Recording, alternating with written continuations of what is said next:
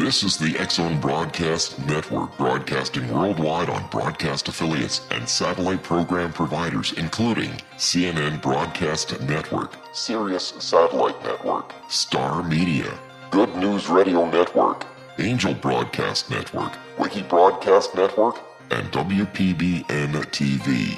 For more information on the X-Zone Broadcast Network, visit us at www.xzbn.net.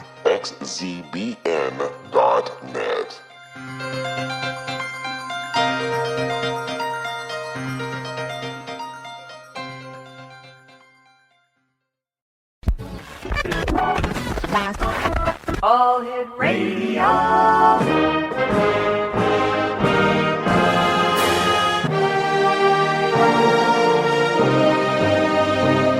Welcome to the X-Zone, a place where fact is fiction and fiction is reality. Now, here's your host, Rob McConnell.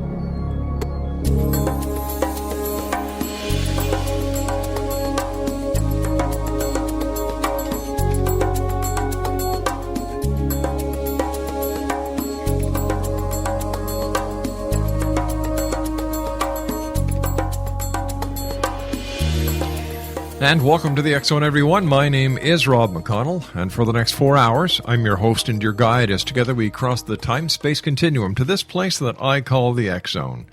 It's a place where people dare to believe and dare to be heard. It's a place where fact is fiction and fiction is reality. And the X-Zone comes to you Monday through Friday from 10 p.m. Eastern until 2 a.m. Eastern on the X-Zone Broadcast Network and our growing family of broadcast affiliates right around the world. If you'd like to send us an email, xzone@xzoneradiotv.com, on all social media sites, X-Zone Radio TV, and our website, www.xzoneradiotv.com. X-Zone Nation, my guest this hour is the author of Push Back, and it's a Reclaiming Our American Judeo-Christian Ethos. And my guest is the Rabbi Areyh Spero. He's the author, as I said, and his articles have appeared in the Wall Street Journal, the Washington Times, National Review, Human Events, and newspapers across the country. He has been interviewed on Fox News, on Stuart Varney, Glenn Beck's TV program, and on radio by Laura Ingraham. And that's just a partial list of the many, many media credentials that the rabbi has. And we're going to be talking to the rabbi this hour about his new book entitled Push Back, Reclaiming Our American Judeo-Christian Ethos. And Rabbi, welcome to the show, sir. Oh, thank you very much, Rob. Rabbi, tell us, these are crazy times in this world of ours. We have what's going on in Syria. We have what's going on in Iran and Iraq. We have those children that were kidnapped, and everybody seems to have forgotten about them in Africa. We have the disappearance of Flight 370 over 121 days ago. We have tensions like we've never seen. What's going on in the Ukraine? Let's see. There's trouble brewing apparently between China and other Asian states. How do we push back, Rabbi, with all this going on? Well, a lot of it, if we just would next time around elect a more serious and experienced president, I think we wouldn't feel as vulnerable as we do. There's always going to be chaos in the world, but this is chaos on a scale that people are becoming frightened. And when you add to that our own problem with the border on the south, oh my gosh, people feel that we have no protection. Anybody can just walk across. Right now, it's people that are walking across to spend the rest of their life getting freebies from the United States government or the United States taxpayer, but it can soon be jihadists that come across to actually take our lives and kill us. So there are always problems in the world, but I think we feel rudderless. We don't have a leader. Either some people feel he's incompetent, some people feel that he's just has a whole different view of the way life should be.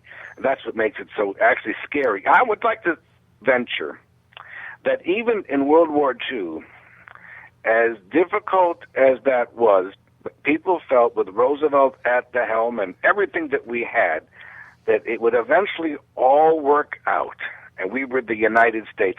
I don't know if that feeling prevails today. Tell me, Rabbi, when we look back in history, for example, Richard Nixon, when he was impeached, Bill Clinton was impeached. How come President Obama has not been impeached when we look at the history of what has gone on in the country? As you discussed, the immigration, people coming over. We have the two terrorists that were during the Boston Marathon. The KGB told the American government, "Hey, these guys were problems." It was ignored. We have now two people in Texas who were arrested for joining ISIS online. How come President Obama hasn't been held accountable? And then with the last prisoner exchange, one soldier for the release of 5 terrorists. It was against the law. Well, yeah, sure. Now listen, there's 2 reasons, I think. The media is not letting the American people know this. If you read the New York Times, and you read some of the major newspapers, Washington Post, Los Angeles Times, and these are the newspapers from which other newspapers get their information. Right. And this also where the television and the radio, well, not radio so much, but television certainly, the mainstream media gets its okay. It's not just the information, but it's go-ahead from the New York Times, etc. They're not communicating these stories. It's almost as if they are in collusion with the Obama administration. They're not talking about the all these emails that all of a sudden were lost and the hard drives that were lost. They're not talking about Benghazi the way they should. The terrible... Rabbi, I hate to do this. Rabbi, we've got to take a commercial break. We'll be back in 2 minutes. X-Zone Nation. Rabbi Areyh Spero is our special guest. We're talking to the good rabbi about his book this hour, Pushback. 2 websites, pushbackamerica.com and...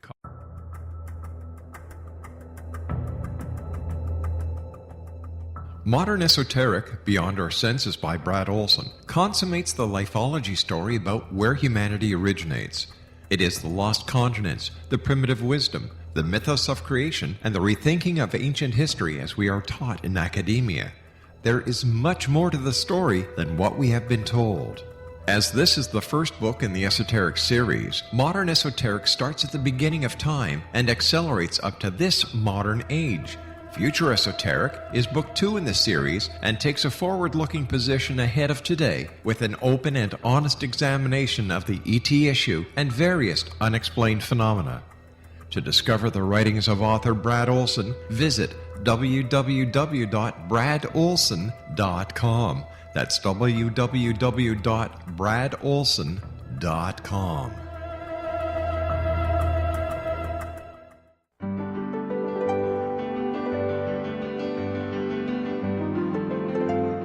Named one of the world's greatest psychics, Elizabeth Joyce is now giving readings worldwide via Skype.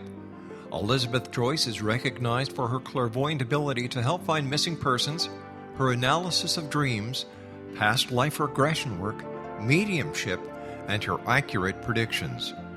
Elizabeth has been a frequent guest on the X-Zone radio show with yours truly, Rob McConnell, now for several years. For an appointment with Elizabeth Joyce, call 201-934-8986 or Skype at elizabeth.joyce.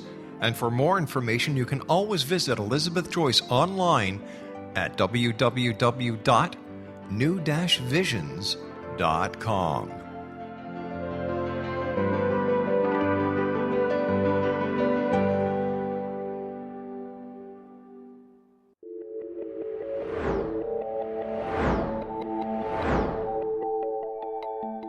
Do you have a dis-ease that you would like to alleviate through a natural means? Have you been contacted by angels, ghosts, or even extraterrestrials and want to validate these experiences? Or would you simply like to speak with someone who can help you find your life's purpose? I'm Dr. Joseph Mara, and I'm offering my services free of charge for first-time clients contacting me during the month of April. These free consultations include angel card readings, guided meditations, life coaching, and energy healing. If you have always wanted to explore these types of experiences but were skeptical or simply could not afford them, then take advantage of this free special offer. Contact me through my website, aguidinglight, spelled LITE.com, to schedule your consultation today. Until then, I offer you love, light, and laughter.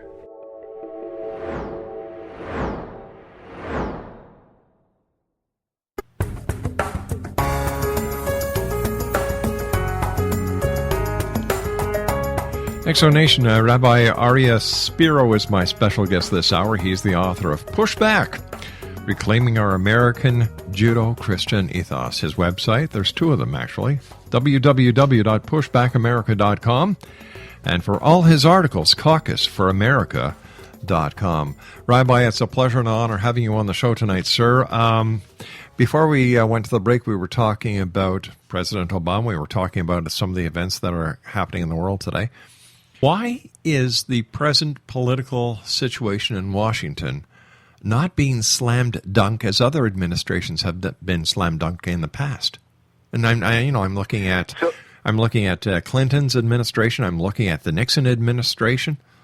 What's going on?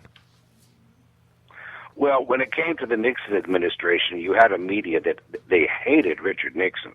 The New York and Washington media hated him.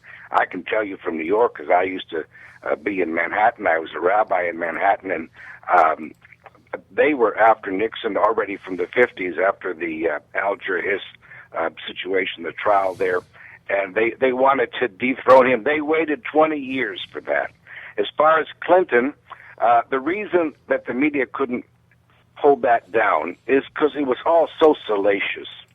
You know, the problem with Obama now, the malfeasance or the betrayal is not sending men to help those heroes in Benghazi who were trying to defend the embassy. He could have. And then the cover-up, blaming it on a video as opposed to the real truth that it was a 9/11 sponsored terrorist attack that we should have known about, and some of the people in the State Department did anticipate. These are not salacious things. Clinton was very salacious at sex, so even the media couldn't dampen that. But right now, if the American people would know what's going on, they would be up in arms, but the media is not letting them know because the media wants a Democrat president. Especially Obama, a lot of them are invested in Obama's success, and that's one reason. And quite often, when the American people make a judgment, they have the media make the judgment for them. In other words, when the media says that this is reprehensible, then the American public says, oh, yes, that's reprehensible. So they were told that Watergate was reprehensible. They're not being told, the American people, by the media, that what Obama is doing, his cover-up with Benghazi, or all the tapes and all the hard drives that were suddenly lost regarding the IRS, the media is not telling the American people that this is reprehensible and they should be outraged. Then there's one other point, and this is the biggest point. Why are the Republicans doing anything?